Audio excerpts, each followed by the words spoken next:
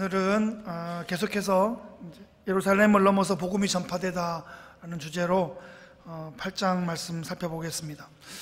어제 한국 달력으로는 어버이날이었습니다. 고국에 계신 부모님께 영상 통화로 인사를 드렸습니다. 별로 근사한 선물을 보내드리지도 못했고, 요즘은 되게 간편해졌는데 이렇게 꽃바구니도 쉽게 보낼 수 있고 그런데 그런 건 못 해드렸는데, 아이들과 아내와 함께 온몸으로 이렇게 춤을 추면서 감사의 마음을 표하고 환호하면서 이렇게 감사했습니다. 할 수만 있으면 우리가 감사는 표현해야 한다고 생각합니다. 표현해져야 사랑입니다. 표현해져야 감사입니다. 우리의 믿음도 표현되어야 믿음입니다. 마찬가지로 복음도 선포되어야지 복음입니다. 그 안에만, 내 안에만 갇혀 있고 고여 있으면 그것은 냄새가 날 수도 있고 나중에 시들어 버릴 수도 있고 부패할 수도 있고 그런 것 같습니다. 살아있는 것은 다 소통하게 되어 있고 순환하게 되어 있습니다. 그러면서 성장하게 되어 있죠. 제 아버지께서 이제 목회 40년의 이제 마지막 해, 은퇴해를 달리고 계십니다. 그리고 이제 아시는 분 아시겠지만 제 아버님께서 작년에 신장암 수술을 하시고 항암 치료를 하시는 중에 은퇴 마지막 해를 달리고 계십니다. 기억하시고 또 기도해 주시면 감사하겠고요. 제 아버지는 사실 안수집사까지 교회를 그냥 평신도로 열심히 섬겼던 분이에요. 근데 주일학교 교사를 하면서 이제 은사가 많이 발휘됐어요. 전국 교사 성경 구연 동아대회 이런 거 나가서 이제 전국 이렇게 1등 하시고 이러셨나 봐요. 그래서 이제 평신도 리더로서, 주일학교 부장으로서 잘 섬기시다가 그런 은사가 막 있는 것을 확인하게 되면서 사업이 망하시고 하나님의 부르심이 거기에 있다는 것을 이제 확인하게 되셨죠. 그래서 이제 40년이 됐으니까 아버지가 이제 매 해마다 어린이 주일 설교를 40년 하셨지 않겠어요? 올해는 더 마음이 특별하셨을 거예요. 담임하시는 교회 마지막 어린이 주일 설교다, 그렇게 생각하시고 말씀을 전하셨습니다. 주일날 아침에 영상을 이렇게 보니까 설교 제목이 진심으로 미안하다 이런 제목이에요. 무슨 말씀을 하시려고 하나. 그래서 주일날 아침에 이제 교회를 나오면서 이렇게 눌러봤더니 인생을 돌아보니까 또 목회를 이만큼 해왔는데도 자녀들을 생각하니까 너무 미안한 게 많다. 진심으로 미안하다. 그러면서 막 우셨어요. 설교하시면서 찬양하면서 막 엉엉 우신 거예요. 그러니까 성도들은 뭐 더하지 뭐 덜하겠습니까? 다 같이 울고 그런 시간이었습니다. 좀 더 일찍, 좀 더 솔직하게 그런 마음을 표현하는 것이 서로를 세우고 살리는 길이라고 믿습니다. 예루살렘에 성령이 임했을 때 너무너무 좋았어요. 여기가 천국인 것 같았어요. 그러면서 예루살렘에 초막을 짓고 거기에 머물려고 했는지도 모르겠어요. 그랬더니 하나님께서 채찍을 들어서 그들을 흩으셨어요. 그 좋은 예루살렘 공동체를 흩으셨어요. 좋은데, 우리 너무 좋은데 우리 왜 흩으십니까? 그런데 그것이 하나님의 뜻이었어요. 온 유대로 사마리아로 이렇게 흩어지는 것이 하나님 뜻이었죠. 그래서 지난주에 살펴본 사마리아 땅, 그곳에 빌립이 가서 복음을 전하게 됩니다. 사마리아는 가깝고도 먼 곳이죠. 어쩌면 마음으로는 가장 먼 곳일 수도 있습니다. 우리에게 사마리아는 북한일 수도 있고, 우리에게 사마리아는 일본일 수도 있고, 나를 힘들게 했던 나의 가족, 나의 친구, 동료, 이웃일 수 있습니다. 다시는 얼굴을 보지 않으리라 맹세했던 바로 그런 사람들일 수 있습니다. 그들이 나의 사마리아일 수 있습니다. 그 사마리아에 복음이 전해져야 하는 거죠.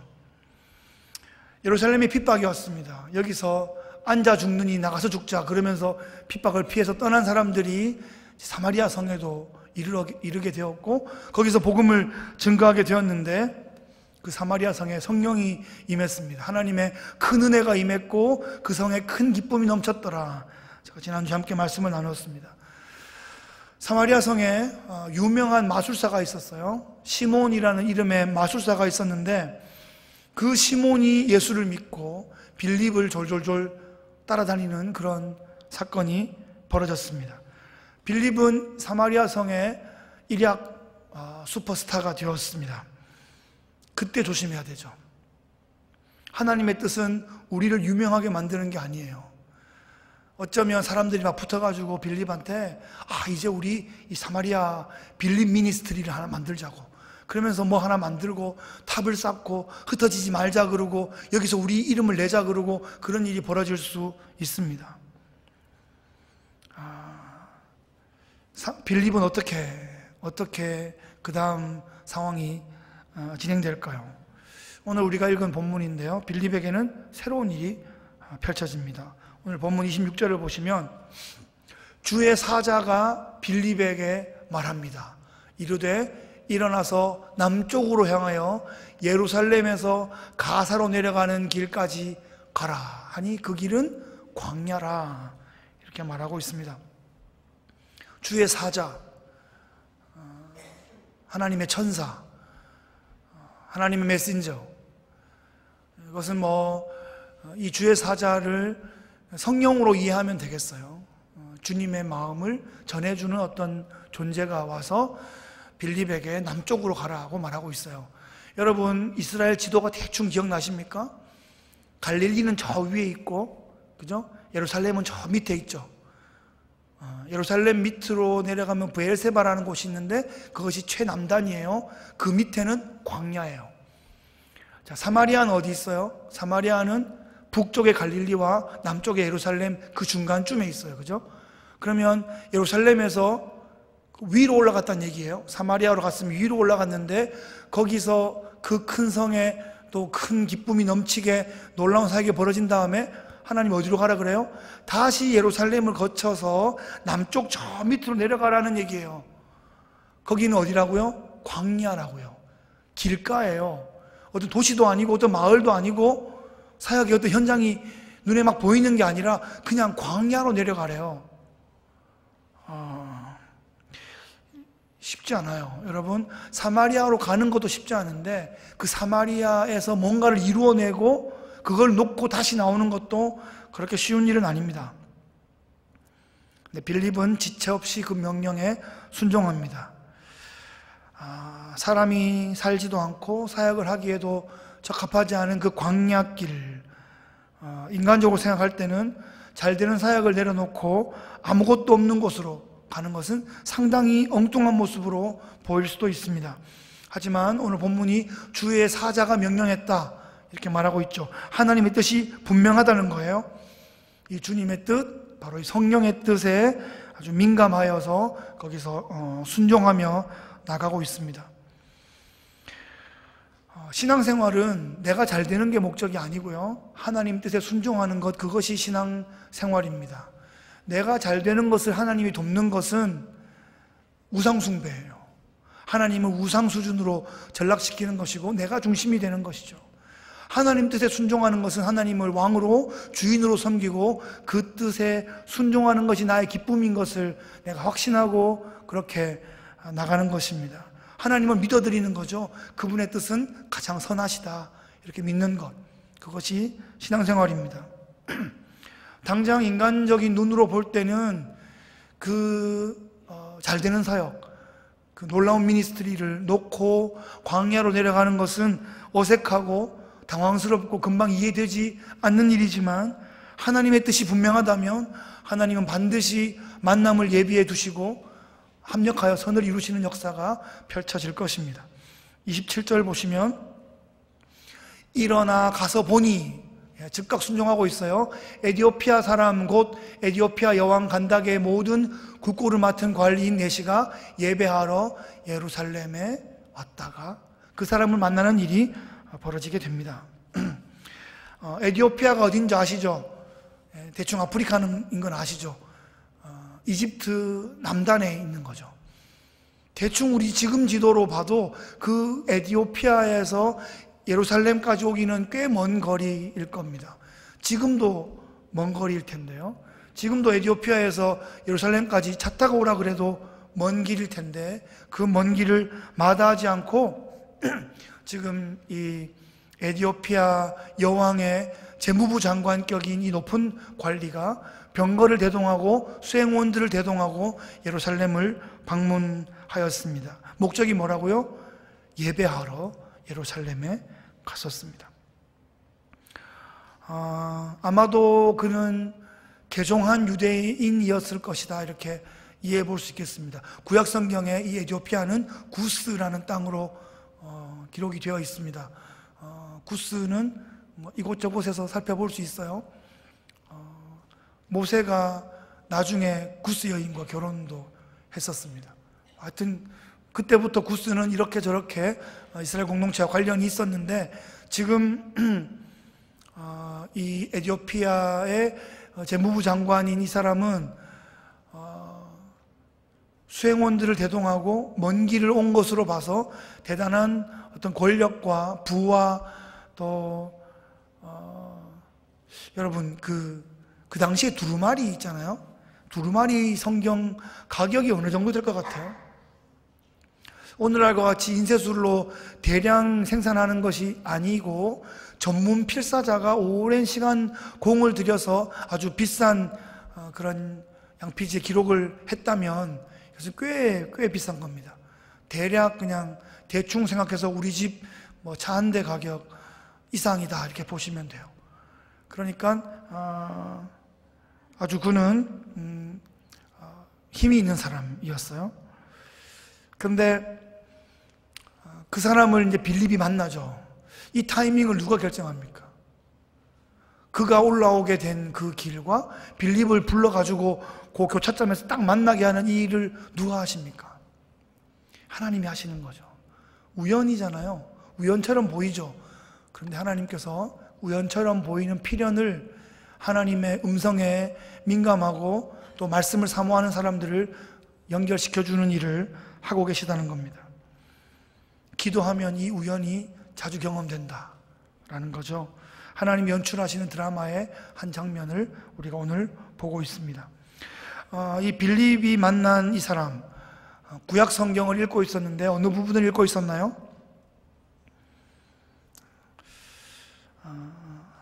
사사사사 하는데 이사야 부분을 읽고 있었어요. 29절 먼저 한번 보죠. 성령이 빌립더러 이르되 이 수레로 가까이 나아가라. 그러니까 사마리아에 있을 때 이끌어서 남쪽 광야길로 가라고 이끄신 성령의 음성에 민감해서 이제 갔더니 가니까 마침 수레가 하나 지나가는데 저 수레로 가까이 나아가라. 하나님 한 번 말하고 그냥 내버두는 것이 아니라 그 음성에 민감하여 순종하면 조금씩 더 세밀하게 인도해 주신다는 거예요. 저 수레다. 저 수레에 있는 사람이 보험이 필요하다. 네가 저 수레로 나가라 라는 감동을, 주체할 수 없는 감동을 주시는 겁니다. 하나님은 이렇게 인도하세요. 처음부터 사마리아에 있을 때 너 내려가면 에디오피아 재무부 장관이 있을 거거든 이라고 자세하게 이야기하지 않아요. 일단 남쪽으로 내려가라 라고 하는 말씀에 순종하여 내려가면 조금씩 더 보여주시는 겁니다. 주의 말씀은 내 발의 등이요 내 길의 빛이니이다 고백하는 것처럼 우리가 막 200~300m를 볼 수 있는 그런 서치라이트가 있는 게 아니라 겨우 내 발 앞 2~3m 정도밖에 못 보는 그 등불을 가지고 어둠을 뚫고 가는 거예요. 한 걸음 한 걸음 순종해 나가면 갈 만큼 보여지는 거죠. 하나님 그렇게 인도하시는 것입니다. 여러분 병거가 가고 있어요. 수레가 가고 있는데 어느 정도 속도로 가고 있을까요? 이게 막 달려가지는 않는다 하더라도 최소한 걷는 것보단 빠르겠죠. 이 수레를 가까이 나가라 그럴 때 빌립은 뛰어야 했을 겁니다. 빌립이 뛰어서 숨차게 뛰어서 그 수레에 자기의 걸음의 보조를 맞추어서 그 안을 살펴보아야 되었을 겁니다. 보니까 이제 그 병거 안에서 누군가가 두루마리를 펼쳐서 읽고 있는데, 누군가가 그 안에 있는 것을 발견하는 것도 그렇고, 그가 무언가를 읽고 있는 것, 그가 읽고 있는 내용을 그 마차 바퀴 소리를 뚫고 그것을 듣고 이것이 무엇인지 판단하는 데는 시간이 좀 필요해요. 그래서 누군가를 만나는데, 누군가에게 말을 거는 데 있어서는 인내가 필요하고 관찰이 필요해요. 좀 판단할 수 있는 시간이 좀 필요하다고요. 하나님 나가라 그런다고 그냥 나가가지고 말을 막아서고 던지고 하나님이 너를 막으라 그랬다 이렇게 하는 게 아니라, 최소한 그 흐름대로 진행하게 하면서 본인이 거기 눈높이에 맞추는 거죠. 내가 숨이 좀 차도, 내가 좀 급해져도, 내가 좀 힘들어도 거기에 맞춰가지고 안에서 어떤 일이 벌어지고 있는지를 관찰하는 거예요. 하나님은 그 일은 우리에게 맡기셨어요. 모든 것을 세세하게 다 알려주시지 않고 우리에게 이미 알려주신 그런 말씀과 성품과 훈련과 경험과 그런 걸 통해서 우리가 최대한 거기에 맞추는 거, 이것은 우리에게 부탁하신 그런 하나님의 마음이다, 이렇게 생각하면 좋겠습니다. 그래서 이제 30절 한번 보시면요, 빌립이 달려가서 선지자 이사야의 글 읽는 것을 듣고, 들었어요. 여기 듣고의 시간이 좀 필요한 거예요. 말하되 읽는 것을 깨닫느냐. 이게 지금 한 절만 쓰여 있지만 이 안에 진행되는 프로세스는 시간이 조금 더 긴 시간을 압축적으로 표현한 거예요. 듣고 생각하고 판단하고 진단 질문을 던지는 거예요. 읽는 것을 깨닫느냐.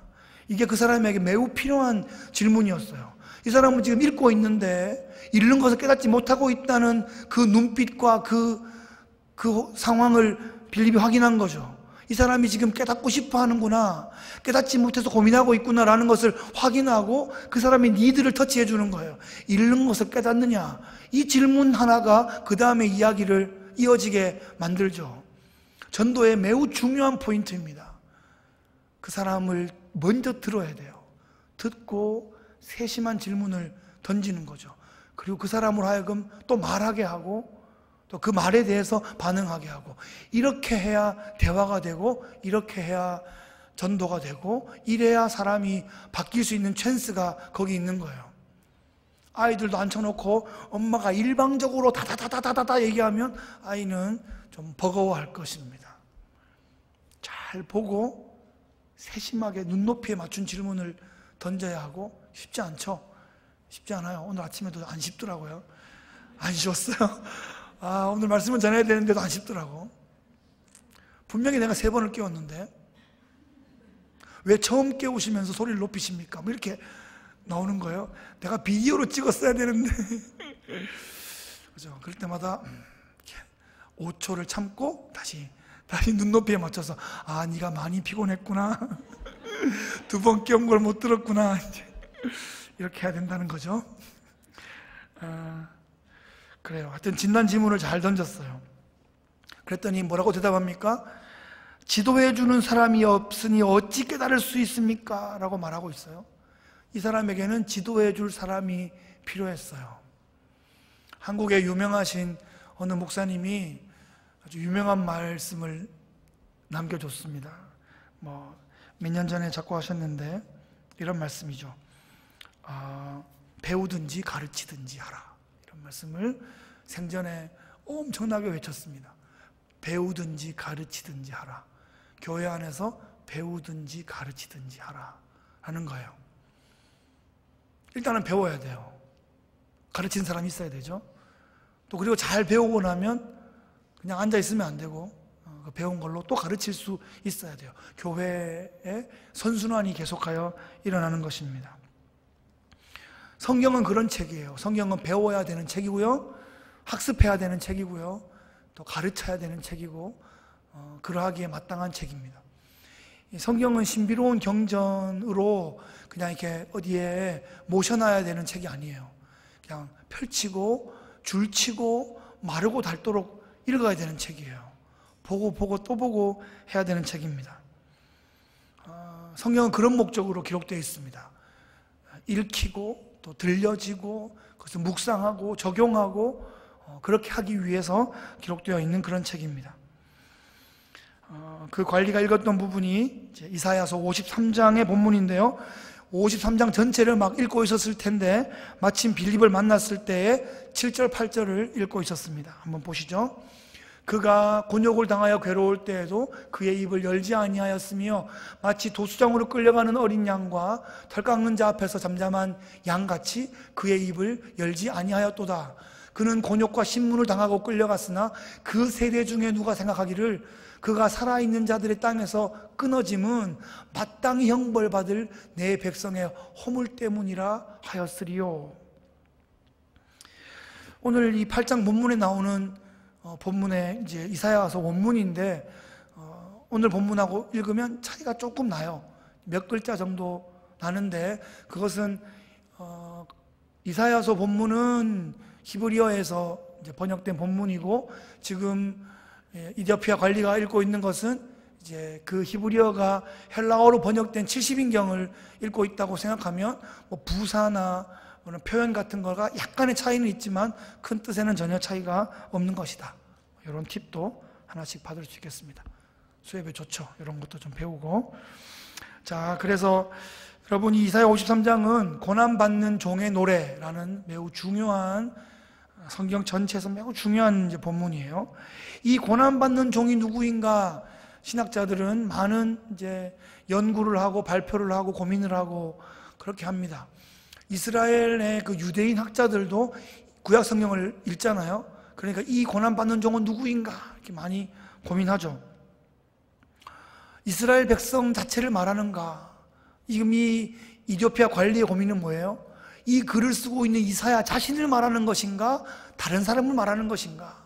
이 고난받는 종을 자신에게 지금 대입하고 비유하고 있는 것인가? 타인을 말하고 있는 것인가? 그게 고민되는 거예요. 이게 그 사람의 딱 지금 갈 수 있는 수준이 거기까지인 거죠. 누군가가 뚫어주지 않으면 그 이상이 열리지 않아요. 35절 한번 보시죠. 빌립이 입을 열어 이 글에서 시작하여 예수를 가르쳐 복음을 전합니다. 매우 중요한 포인트입니다. 어디에서 시작해요? 이 글에서 시작하는 거예요. 지금 이디오피아 관리가 읽고 있는 그 글에서, 지금 그가 하고 있는 그 고민에서, 지금 그가 부딪혀 있는, 그가 막혀 있는 바로 그 부분에서, 거기에서 시작하는 게 중요합니다. 그게 그 사람이 지금 제일 고민이거든요. 그게 막힌 부분이거든요. 거기에 아랑곳하지 않고 내 입장에서 말하기 시작하면 문제가 꼬이게, 이런 실수를 우리는 되게 자주 해요. 되게 자주 해요. 나는 그런 경우가 없는가 한번 생각해 보세요. 누구를 만났어요? 친구한테 전화가 왔어요. 신방에 같이 동참을 하셨어요? 아니면 또 순모임이나 나눔방에서도 마찬가지예요. 1대1일 수도 있지만 1대 다의 경우에도 1대1의 만남, 1대1의 대화가 진행될 수 있잖아요. 그 사람을 들어야 돼요. 그 사람 고민의 지점을 확인해야 돼요. 거기에서부터 시작해야 돼요. 그렇지 않으면 어떤 일이 벌어지냐 하면 우리가 자주 하는 실수인 사실 나도 고난받아 봤는데 요렇게 시작하는 거죠. 이민생을 나도 해봤는데, 나도 애 키워봤는데, 나도 애 대학 보내봤는데 와 장난이 아니더라고 이러면서 자기 얘기를 하는 거예요. 자주 들어본 거 아니에요? 자주 경험하시는 거 아니에요? 그 사람의 고민은 나랑 같지 않고 그 사람한테는 그 얘기, 그게 훨씬 더 큰 일일 수 있어요. 내가 그 사람보다 더 큰 고난을 받았다고 내가 이야기한다고 그 사람의 고난이 사해지는 게 아니에요. 없어지는 게 아니에요. 그 지점에서 시작해야 되죠.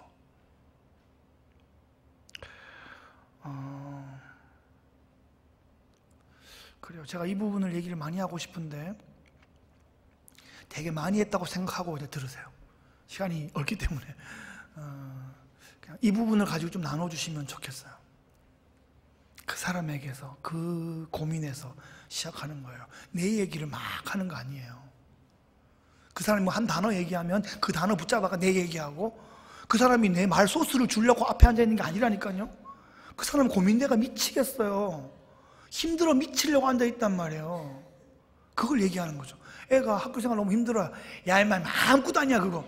애가 아무것도 아니라는 말을 들으려고 그 말 하는 게 아니라니까요. 그러면 앞으로 얘기를 하지 않아요. 그런 말 자꾸 하면 어떻게 되는 줄 아세요? 요즘 소위 한국에서 말하는 그 꼰대라는 게 돼요. 꼰대. 이게 어려운 말인데, 꼰대. 비속어예요. 어디 쓰지 마세요. 근데 기억날 거야. 무슨 얘기하면, 우와, 옛날에 우리 때는 먹을 게 아무것도 없었고, 지금 아침에 애들 일어나가 깨워가지고 학교를 라이드를 하잖아요. 그 얘기 우리 부모님들한테 하면, 와, 우리는 십리길을 걸어 다녀서, 우리 어머니는 십리길을 걸어서 12년 개근을 하신 분이에요. 그 앞에 뭐라고 이야기했어요? 뭐라고? 아무 할 말이 없죠. 내 앞에서 많이는 잠잠하라. 끝이야. 그럼 대화도 끊어지고 뭐 아무것도 일어나지 않아요. 뭐 교회에서 청년들이 뭐 힘들어서 뭐 얘기해. 그럼 어른들이 아이고 막 요즘 호강에 맞췄어. 그러면 호강에 그럼 무슨 얘기를 하겠어요? 무슨 얘기를 하겠어요? 요즘 애들 편해졌어. 그런 얘기는 하지 마세요. 요즘 그 아이들이 그 세대 속에서 하는 고민이 있잖아요. 요즘 아이 대보셨어요? 요즘 10대의 고민들 그 속에 내가 있지 않잖아요. 시대가 달라졌죠. 전혀. 내가 그거에 공감하지 못하는 내 가슴을 쳐야지. 그걸 뭐 혼내가지고 고민하지 마. 열심히 해 그냥. 뭘 열심히 해요? 뭘 열심히 해. 오늘 아침에 내가 가슴 아픈 얘기를 들었어요. 요즘 5월이잖아요. 그죠? 그리고 가정에 다 이렇게 막 얘기를 하는데 아이들한테 엄마의 모습을 그려봐라. 아빠의 모습을 그려봐라. 라고 이제 그림하고 종이를 준 거예요. 아이들이 엄마의 모습 어떻게 그리실 것 같아요? 아빠의 모습이 아이의 머리에 어떻게 남아있을 것 같아요? 촥촥촥 그린 애도 있고 그걸 그리지 못해서 막 고민하는 애도 있어요. 엄마는 크게 그리고 아빠는 조그맣게 그리기도 하고요. 아빠가 엄마 뒤에 숨어있게 그리기도 하고요. 머리는 크고 팔은 짧게 그리기도 하고요. 뭐 이렇게 그게 이제 미술 치료로 보면 여러 가지 심리 상태를 이해할 수 있는 것 같아요. 그렇게 그리고 난 다음에 옆에 캐릭터를 한 글자를 쓰는 거야. 뭐라고 쓰는 거죠. 대부분 우리 엄마 정말 이렇게 잘 썼어. 근데 그런 거는 일반적이기 때문에 이해하는데 충격적인 한 단어를 오늘 아침에 제가 들었단 말이에요. 엄마를 그리고 옆에 홈워크 머신이라고 썼단 말이에요. 가슴 아프잖아요. 애만 보면 숙제 써! 숙제! 홈워크만 얘기한 거예요. 홈워크만 얘기하는 거예요. 엄마가 그렇게 기억되면 좀 아프지 않아요? 피곤하면 숙제하지 마라 그래요. 전 요즘 좀 자라. 인생의 6학년 숙제가 그렇게 중요하지 않을 수 있다. 자라 이렇게 얘기하는데 하여튼 제 생각보다 이 부분에 많이 머물렀네요. 여러분 실제적인 적용이 좀 되기를 바랍니다. 38절 보시면요. 이에 명하여 수레를 멈추고 빌립과 내시가 둘 다 물에 내려가 빌립이 세례를 베풉니다. 이 세례는 나는 그리스도께 속했다라는 그런 공식적인 세리머니가 되겠죠. 나는 그리스도 안에서 죽고 다시 부활했다 하는 그런 이제 의식이 될 것입니다. 37절은 없음이라고 표현되어 있고요. 이제 38절로 나가는데 이제 없다는 거 무슨 의미일까요? 시간이 없어서 지나갑니다. 나눔방에 가셔서 나눔방 리더에게 확인하시기 바랍니다. 이런 거 한 번씩 할게요. 나눔방 리더에게 물어보세요. 하여튼 이 없음 때문에 이상한 얘기들이 많은데 사실 그 이상한 얘기가 아니고 그게 잘못 알고 있는 것이다. 없음은 충분히 가능한 이야기다라는 것을 나눔방에서 확인하시기 바랍니다. 이 사마리아 성에서 놀라운 사역을 하고 있던 이 빌립을 콕 집어서 광야로 내모셨던 그 하나님은 빌립에게 놀라운 만남을 예비해 두십니다. 이 에티오피아 관리를 통해서 에티오피아 땅에 복음 사건이 펼쳐졌을 것을 우리가 예상해 봅니다. 지금도 하나님은 사람과 사람을 연결하시고 또 새로운 만남을 예비하고 계십니다. 귀를 열고 마음을 열고 눈을 활짝 여시면 그 만남이 오늘도 경험되게 될 것입니다. 오늘 본문을 통해서 몇 가지 좀 묵상하는 포인트를 좀 찾아보면 좋겠습니다. 성령의 인도하심을 잘 받으려면 어떻게 해야 할까요?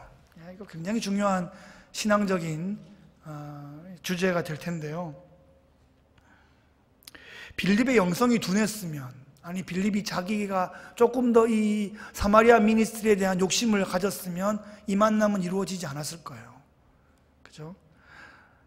하나님의 뜻을 이해하고 그 뜻에 순종하여 하나님 뜻 이루어 드리는 것, 이것이 이제 신앙생활인 거거든요. 이게 아니면 종교생활이에요. 샤머니즘이에요. 나의 뜻을 세우고 치성을 들여가지고 하늘을 감동시켜서 내 뜻을 이루어지게 하는 것. 내 뜻이 이루어지는 것, 내 뜻이 잘 이루어지는 게 복이 아니에요. 그게 무슨 신앙생활이 아니에요. 하나님 뜻을 이해하고 그 뜻을 이루어드리는 게 신앙의 생활입니다. 왜냐하면 우리는 스스로 있었던 존재가 아니고 우리는 창조된 존재이거든요. 창조된 존재라는 것은 창조의 목적이 있다는 얘기예요. 우리가 타락했잖아요. 타락해서 에덴에서 탈락했는데 거기서 다시 구원하셔서 새 에덴으로, 새 하늘 새 땅으로 인도하여 주시겠대요. 그게 구원이잖아요. 구원에는 목적이 있는 거예요. 그 창조의 목적, 그 구원의 목적을 이루어 드리는 것이 우리의 삶의 진정한 의미이고 그것이 열매이고 그것이 신앙생활인 거지, 내가 이 타락한 본성을 가지고 있는 내가 잘 먹고 잘 살고 잘 되는 것, 그것을 하나님의 힘을 통해서 하는, 그게 뭔 신앙생활이에요? 예? 그건 세속적인 욕심을 채우는 것 밖에는 아무것도 아니에요. 심지어 종교생활을 한다고 하더라도 그런 모습이면 세속적인 인본주의랑 결국은 연결되게 돼 있어요. 극단적인 율법주의와 극단적인 세속주의는 그 끝이 만나게 되어 있어요. 극단적인 율법, 그 주의, 그 행동을 통해서 결국은 세속적인 욕구를 채우고자 하는 것이기 때문에 연결되어 있다 이 말이에요. 하나님의 뜻은 뭐예요? 성경에 보면 하나님의 뜻이라고 치면 몇 가지가 나오죠. 하나님의 뜻은 이것이니 너희의 거룩함이니라, 이런 말씀도 나오고, 항상 기뻐하라, 쉬지 말고 기도하라, 범사에 감사하라, 이것이 그리스도 예수 안에서 너희를 향하신 하나님의 뜻이다, 이런 말씀도 나오고요. 너희는 이 세대를 본받지 말고 하나님의 선하시고 기뻐하시고 온전하신 뜻을 잘 분별하여 행하라, 이런 말씀도 나오죠. 하나님의 뜻은 우리를 잘 되게 하시는 거예요. 하나님의 뜻은 좋은 거예요. 무슨 하나님의 뜻은 우리를 굉장히 힘들게 만들고 내 뜻은 되게 고상한 것처럼 착각하지 마세요. 사탄은 그렇게 만들려고 해요. 하나님의 뜻은 우리를 종부리듯이, 하나님은 무슨 슈퍼 갑질을 하시는 분이라고 뭐 생각하게 만드는, 이게 사탄의 그런 전략이에요. 그래서 하나님 없이 내가 뭐 하려고 그러면 뭔가 되게 고상한 거 하는 게 아니라 그게 자기 세속적인 욕심을 채우는 선악과 그냥 마구마구 먹고 하나님의 권위를 막 침범하는 그런 일일 뿐이라는 거죠. 하나님의 뜻을 성취하는 것, 이런 그림을 한번 그려보시죠. 하나님이 최고의 연주자이신데 그분 손에 들린 최고의 악기가 되는 것, 그것은 하나님의 뜻이 나를 통해 펼쳐지는 것이고 나는 가장 영광스럽게 쓰임받는 내 인생의 목적이 성취되는 모습이거든요. 최고의 장인의 손에 들린 조각칼, 그렇게 하나님이 도구가 된다는 것은 우리를 영광스럽게 만드는 거지, 우리를 막 하드타임 주고 그렇게 하는 게 아니란 말이에요. 사탄은 그렇게 얘기해요. 하나님이 너를 굉장히 힘들게 할 거야. 너는 네가 제일 잘났어. 네가 제일 잘났어. 뭐 그런 거. 노래도 그런 노래. 그런 노래가 다 있어요. 내가 제일 잘났어. 내가 제일 잘났어. 너무 세속적이지 않아요? 근데 그게 막 제일 유행하고 뭐 애들이 그 춤 따라하고 막 그런가 봐요. 자, 그만하겠습니다. 그 다음에 2번, 3번을 이제 문제가 또 있긴 한데, 구약에 예언된 예수님을 잘 이해하고 있나라는 질문을 합니다. 이거는 이 질문을 왜 던졌냐면, 누가 궁금한 사람이 있는데 준비가 안 돼 있으면 얘기해 줄 수가 없잖아요. 그러니까 지금 그걸 잘 듣고 그 이사야 53장의 본문이 예수 그리스도를 향한 예언이었음을 충분히 이해하고 있었기 때문에 그 사람 바로 그 지점에서부터 시작해서 구약에 있는 모든 예언이, 그 메시아 예언이 바로 예수 그리스도를 향한 것이다 라는 것을 설명해 주고, 그 예수 그리스도를 믿음으로 영접하는 것이 어떤 것이라는 걸 알려주고, 그렇게 해서 세워진 예수 그리스도의 몸된 교회 공동체가 어떤 모습을 가져야 되는지를 알려주니까 이 사람이 바로 그 자리에서 저 물이 있으니까 나에게 세례를 베풀어 주시오 라고 말하는 거 아니겠어요? 오늘 본문은 좀 짧게 말하고 있지만 지금 이 안에서 세례에 대한 의미, 또 그 오순절 예루살렘에서 벌어졌던 그 3,000명, 수천 명이 막 회개하고 벌어졌던 예루살렘 공동체의 모습도 알려줬을 거예요. 그러니까 그 사람이 세례받고 그곳에 가서 자기가 할 수 있는 한 자기 가족들부터, 자기 식솔들부터 시작해서 복음을 전하고 그 그리스도를 전하고 함께 또 공동체를 만들었지 않았겠어요? 성경을 이해해야 한다는 이 지점에서 그럼 신학교를 가야 되나, 뭐 너무 전문 지식이 필요한가, 이렇게 생각하고 낙담하라는 얘기가 아니죠. 여러분, 성경을 여러분 지금 하고 계시는 거 잘 하시면 돼요. 지금 나눔방에서나 큐티방에서나 순에서 특히 이제 여성 성도들께서 잘하고 계신데, 그 아침마다 이렇게 그날의 통독 본문을 막 올리고 읽고 막 읽었어요, 오케이 막 이러면서 그렇게 성경을 전반적으로 읽는 거예요. 그러면서 뭐 바이블 아카데미나 이렇게 어떤 성경을 주제로 알려주는 부분이 있으면 주제를 한번 배우면 돼요.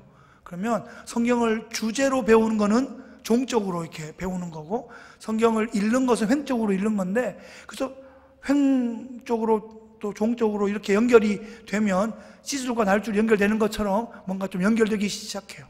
그러면서 고민해보고 적용해보고 섬겨보고 이것을 계속하면 누구든지 나눌 수 있습니다.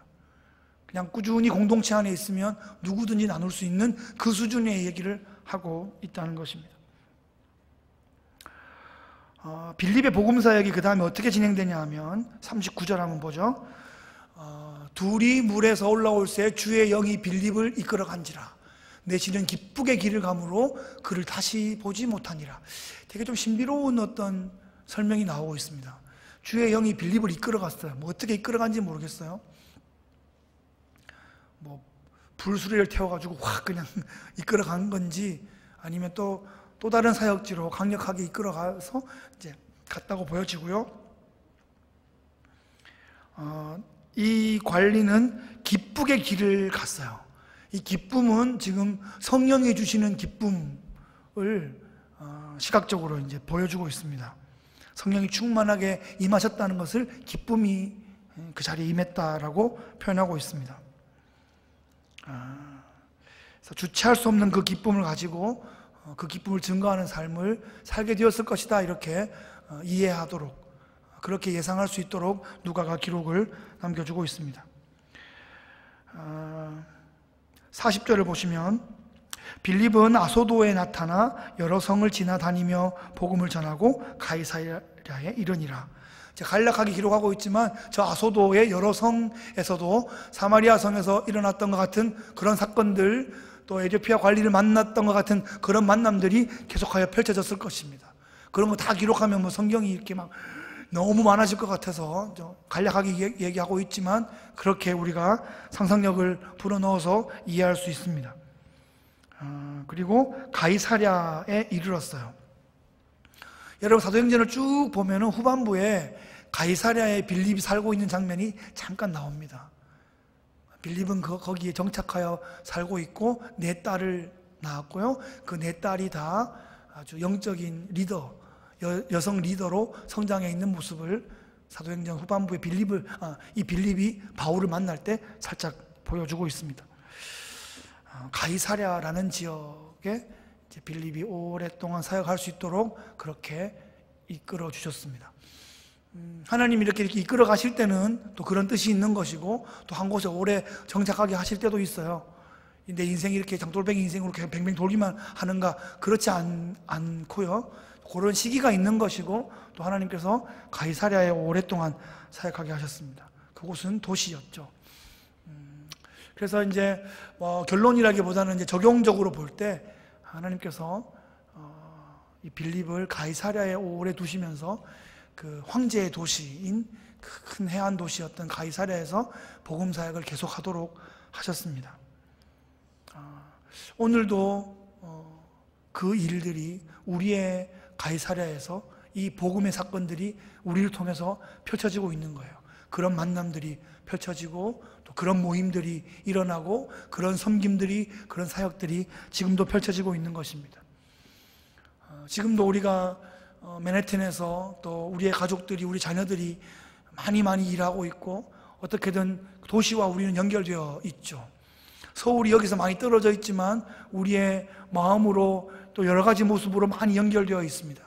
또 우리의 손안에 있는 이 스마트폰을 통해서, 인터넷을 통해서 온 세계가 이 안에서 연결되어 있습니다. 이런 도시적 환경, 이런 도시적 환경 속에서 우리가 앞으로 어떻게 복음을 잘 증거해야 되는가 하는 것이 우리의 적용점으로 남을 수 있겠습니다. 그러기 위해서 우리는 지혜를 모으고 또 힘을 모으고 자원을 모으고, 특별히 다음 세대를 잘 세워서 이 도시적 환경 가운데 복음으로 살아내고 복음을 증거하는 그런 다음 세대로 세워야 할 것입니다. 그 일에 함께 동역하시는 귀한 성도들 되시기를 주의 이름으로 축복합니다. 기도하겠습니다. 참 좋으신 하나님 아버지, 감사합니다. 하나님 뜻에 순종한 빌립을 통해서 사마리아에 복음이 증거되고, 또 광야길에서 복음이 증거되고, 또 여러 성에서, 가이사랴에서 복음이 증거된 그런 복음의 역사를 우리가 봅니다. 지금도 하나님은 빌립처럼 우리를 사용하셔서 어디론가 가게 하시고, 또 누군가를 만나게 하시고, 또 옮기게 하시고, 새로운 일들을 계속하여 이루어내고 계십니다. 그 일에 순종하며 또 앞으로 펼쳐지는 여러 가지 복잡한 정세들과 또 국제적인 여러 환경들과 이런 인터넷과 연결된 여러 가지 문화들 속에서 우리가 살아가고 있고 우리 다음 세대가 살아야 하는데, 복음으로 이 시대를 이해하고 또 적용하고 변화시켜 나가는 그런 하나님 나라 백성들 다 될 수 있도록 성령으로 이끌어 주옵소서. 감사드리며 예수 그리스도의 이름으로 기도드리옵나이다. 아멘.